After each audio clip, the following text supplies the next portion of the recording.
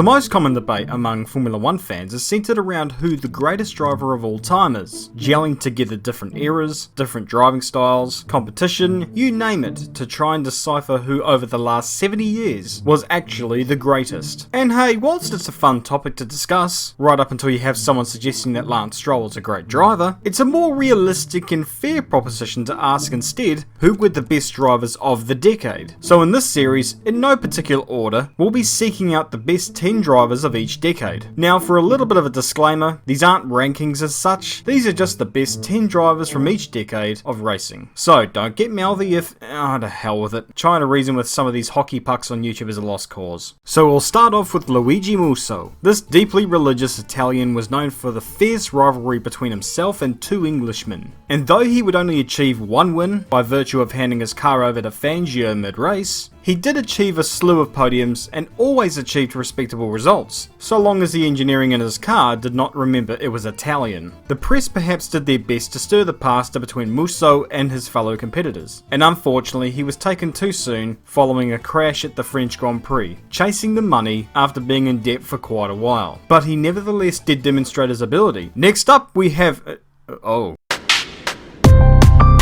Hamburger.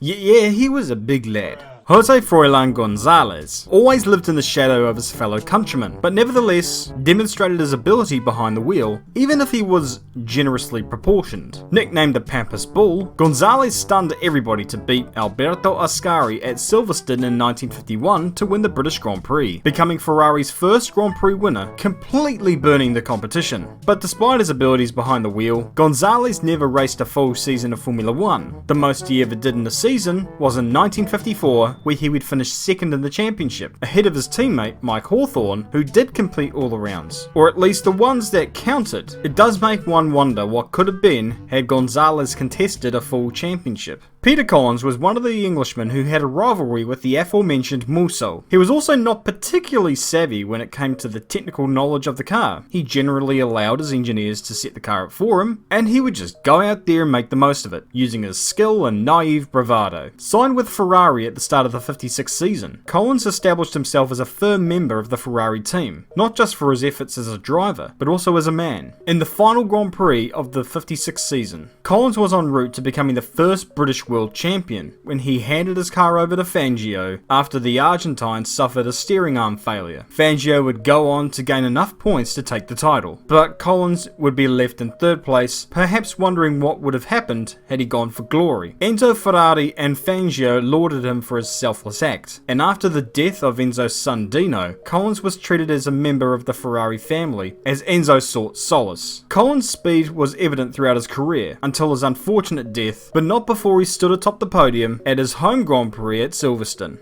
Tony Brooks was a dentist by trade, which was appropriate as the reliability of his machinery must have given the Briton the sensation of having one's teeth pulled out. And it was unfortunate that it had to be this way, because Brooks was, and still is, regarded as one of the greatest drivers never to win a world championship. Thought highly of by both Jack Brabham and Stirling Moss, Brooks never really is talked about as often as he probably should, given his ability behind the wheel. Throughout his time in Formula 1 in the late 50s, he developed an appetite for winning. He came close to winning the World Championship in 1959 and won 6 Grand Prix over 3 years, which back in those days was not a bad effort indeed. Now, when you think of Jack Brabham, you would probably think of the 60s, where he won his 2 World Championships in 1960 and 1966, when he founded the team that donned his name in 1962, but actually, his first World Championship would come in 1959, beating Tony Brooks and Stirling Moss to the title, and becoming the first driver ever to win the World Championship in a car with an engine behind the driver. He was dedicated toward not just the driving side of things, but also the mechanical side, and he would be one of those people up at 1 AM in the morning of the race, piecing together the car that he would eventually pilot to victory. And this would only be the start of his ventures. The first ever Formula 1 world champion, and perhaps past his best by the time the world settled down and got itself back into shape. But that maturity and experience was perhaps what got Farina past the raw talent that was Fangio, who was his teammate at Alfa Romeo during the inaugural season in 1950. Both drivers had won all Grand Prix that year between them, if you ignore the stupid inclusion of the Indy 500 in those early years. And after an Italian Grand Prix where Fangio managed to retire twice during the race, Farina went on to claim his sole world title. For the next 3 years in the sport, Farina would be a constant presence on the podium, but with his final victory at the German Grand Prix in 1953, coming at the ripe old age of 47, Farina started to whittle down his racing commitments, perhaps reminiscing what could have been had Formula 1 been inaugurated just 10 years earlier. Mike Hawthorn was known for a variety of reasons. The French nicknamed him Le Papillon for his trait of wearing a bow tie whilst he was racing, but despite boasting a fruitcake appearance while being on the verge of almost constant death, Hawthorn's abilities shone through. His motorsport career was littered with endless achievements. Included in that array was the 1958 Formula 1 World Championship, where he was the first Englishman ever to win the grand prize. And almost as soon as he hoisted that trophy high, he retired from the sport. Remind you of anybody? Whilst his career was beset with horrors at times, he was nonetheless a national hero, and still is to this day,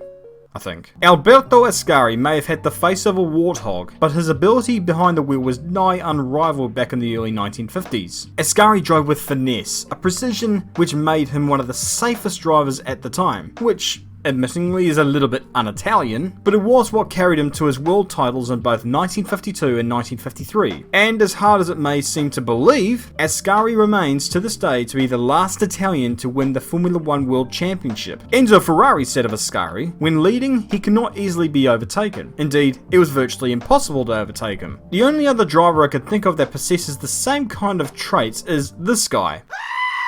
But despite falling victim to the sport in 1955, Ascari's record is impeccable. For some context, there were 22 Formula 1 Grand Prix in total from 1951 to 1953, if you discount the Indy 500. Ascari won 13 of them.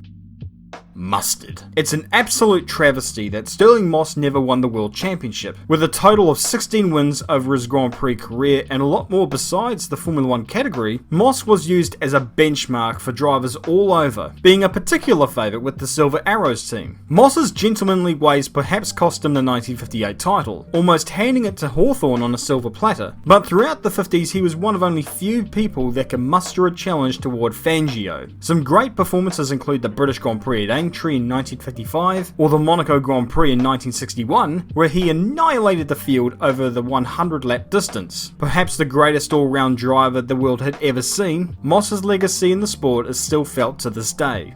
And now for some honourable mentions.